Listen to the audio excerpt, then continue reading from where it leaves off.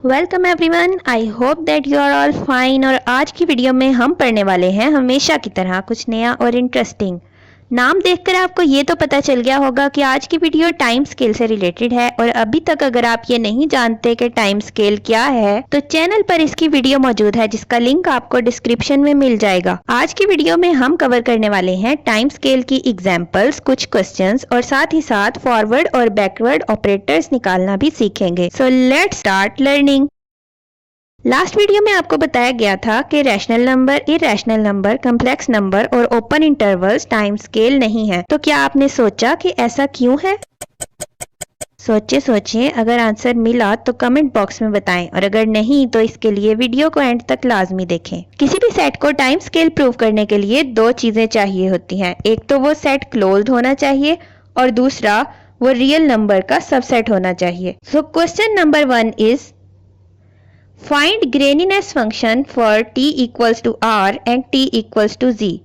When t equals to r, then we have the definition of sigma t as the infimum of the values of time scale which are greater than t. So real line पे देखें, let's suppose t इधर है तो t से बड़ी सारी values आएंगी open interval t to infinity और इनका infimum होगा t. Same is the case with row of t. t से छोटी सब वैल्यूज को हम लिख सकते हैं -infinity to t open interval. So इनका सुप्रीमम होगा t और sigma of t equals to rho of t equals to t।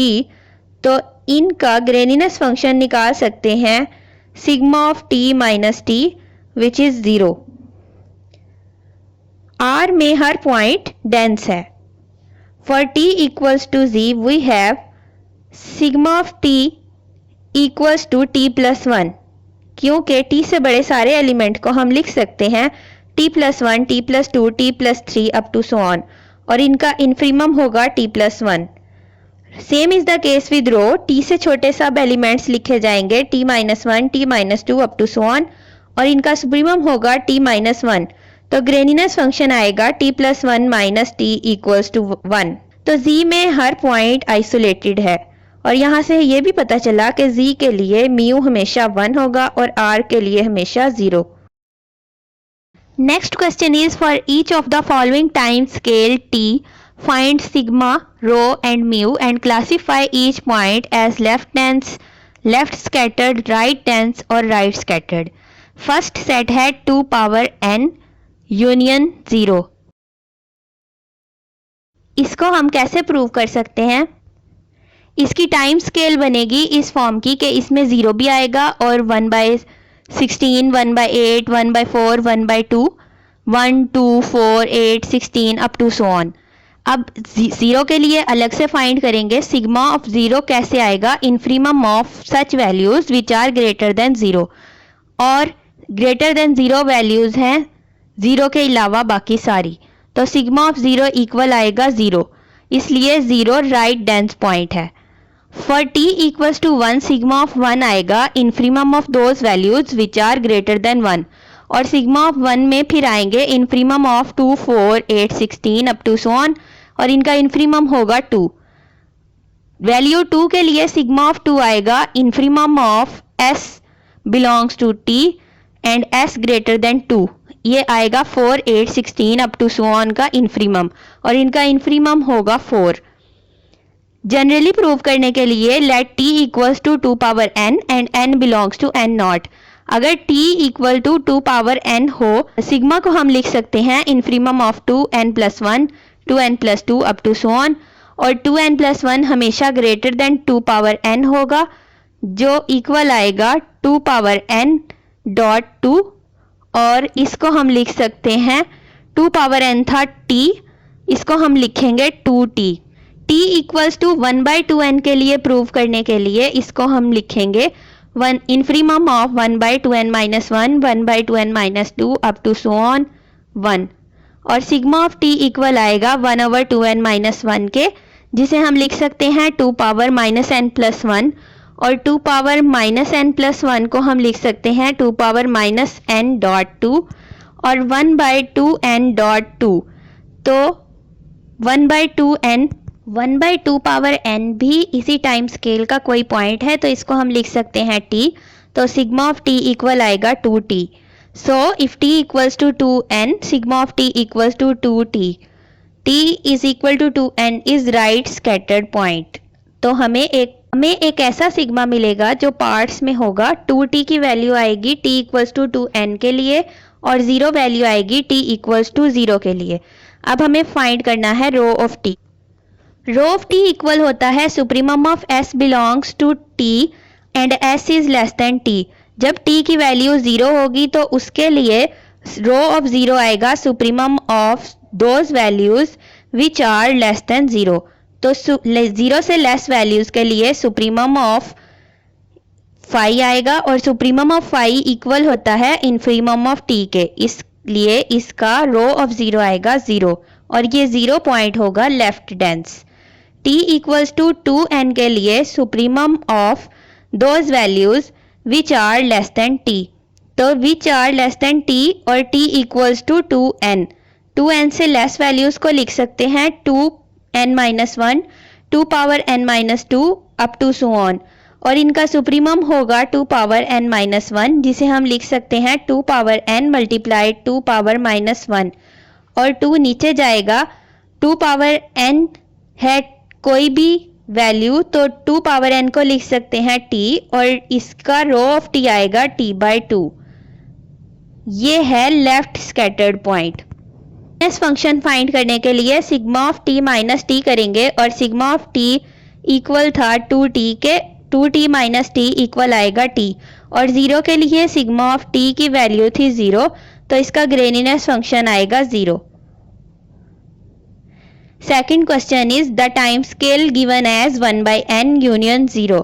इनका इन्फीमम फाइंड करना है। इन केस 1 में t इक्वल्स टू 1/n तो इसका सिग्मा ऑफ t आएगा infimum of s greater than 1/n और 1/n से ग्रेटर वैल्यूज को हम लिख सकते हैं 1/n-1, 1/n-2 up to so on. इनका इन्फीमम होगा 1/n-1 which is greater than 1/n and equals to t।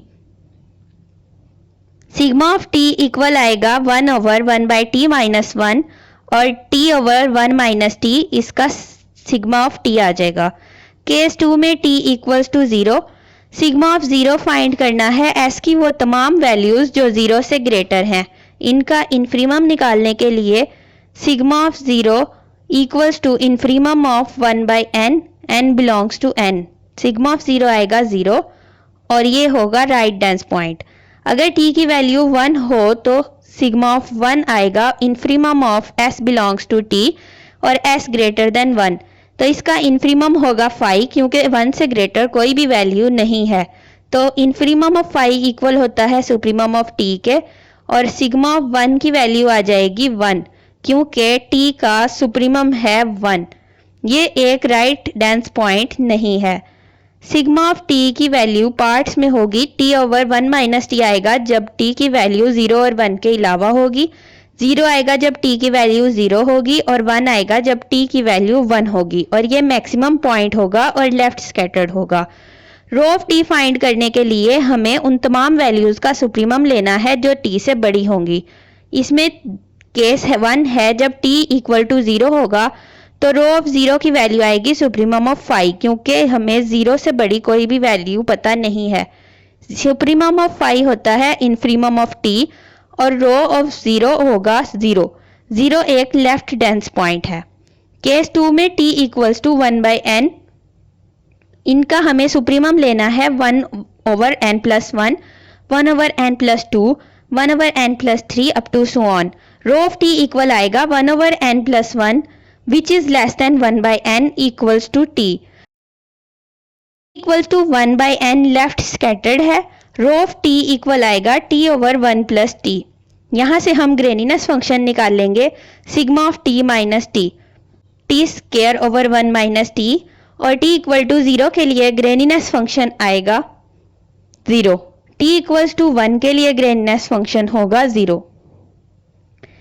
तो t²/1 - t वैल्यूज होंगी जब t 0 और 1 के अलावा हो और 0 वैल्यू आएगी 0 और 1 के लिए। Third example is n/2। t equals to n/2 है, इसको हम लिख सकते हैं infimum of those values which are n+1/2, n+2/2 up to so on. तो इनका इन्फीमम होगा n+1/2 which is greater than n/2 equals to t। इसको हम लिख सकते हैं t+1/2, तो इसका सिग्मा ऑफ t आएगा t+1/2। रो ऑफ टी के लिए हमें लेस वैल्यूज लेनी है, तो उनको हम लिख सकते हैं n-1/2 n-2/2 की फॉर्म में, और इनका सुप्रीमम होगा n-1/2 और ये लेस देन होगा n/2 से, which is equals to t, और इसका रो ऑफ टी आ जाएगा t-1/2।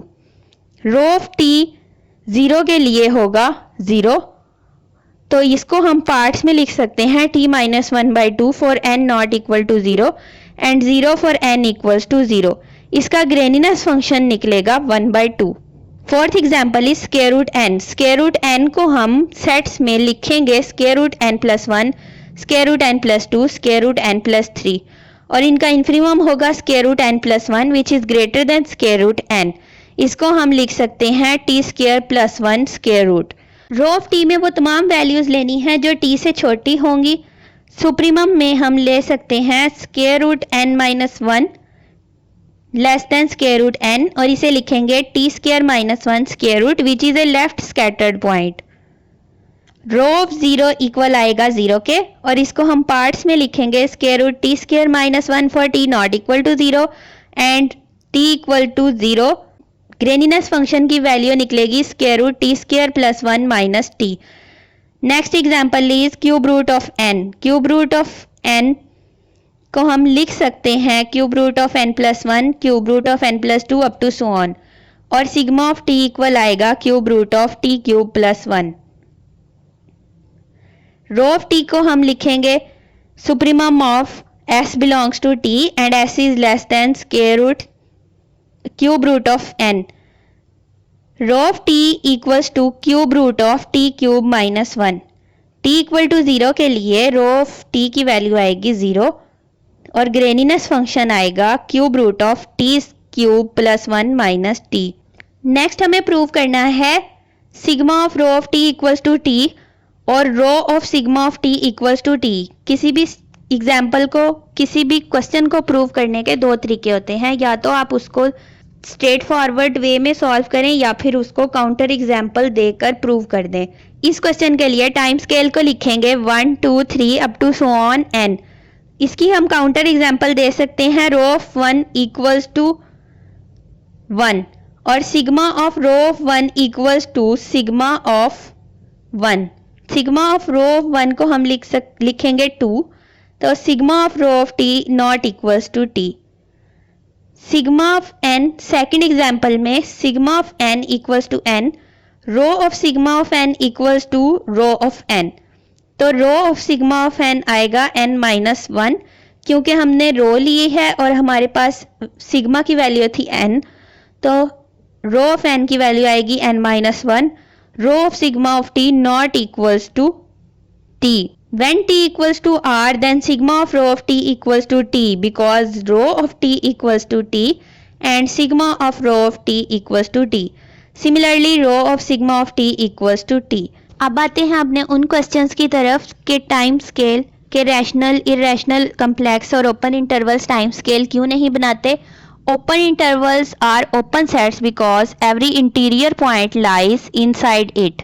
जो ओपन इंटरवल्स हैं वो ओपन सेट होते हैं और टाइम स्केल की डेफिनेशन के लिए हमें उन्हें क्लोज्ड प्रूव करना होगा, इसलिए ओपन सेट्स कभी भी टाइम स्केल नहीं बनाते। कम्प्लेक्स नंबर्स टाइम स्केल क्यों नहीं बनाते, क्योंकि कम्प्लेक्स नंबर रियल नंबर्स का सुपर सेट है और हमें टाइम स्केल की डेफिनेशन के लिए रियल नंबर्स का सबसेट चाहिए। रैशनल नंबर और इरेशनल नंबर ना तो क्लोज्ड हैं और ना ओपन हैं। एक सेट है 1, 1/2, 1/3 अप टू सो ऑन। क्या ये टाइम स्केल बनाएगा? अगर हम इस सेट को देखें तो इसका लिमिट पॉइंट है 0, और किसी भी सेट को क्लोज प्रूव करने के लिए हम कहते हैं कि that set contains all of its limit points. 0 इस सेट में इंक्लूडेड नहीं है and 0 is the limit point of this set, so we can say that this set do not make a time scale. अगर हम इसको लिख दें 1, 1/2, 1/3 up to so on union 0, तब ये सेट टाइम स्केल बनाएगा। एक सेट है A1 up to so on AN, क्या ये सेट क्लोज्ड होगा? The set can be written as union of singleton sets, each singleton set is closed, तो union of any finite collection of closed set is closed. तो A1 से लेकर AN ये set closed होगा। क्या सिंगल्टन्स closed होते हैं? Union of open intervals is open, और अगर हम कोई सिंगल्टन सेट लें T, तो T का कंप्लीमेंट लें, वो आएगा -∞ to T open interval union T to infinity. Union of open intervals open होती है, और ये था सिंगल्टन का कंप्लीमेंट। सिंगल्टन का कंप्लीमेंट अगर ओपन है तो ये सेट सिंगल्टन क्लोज्ड होगा। इसका मतलब कि सिंगल्टन्स क्लोज्ड होते हैं।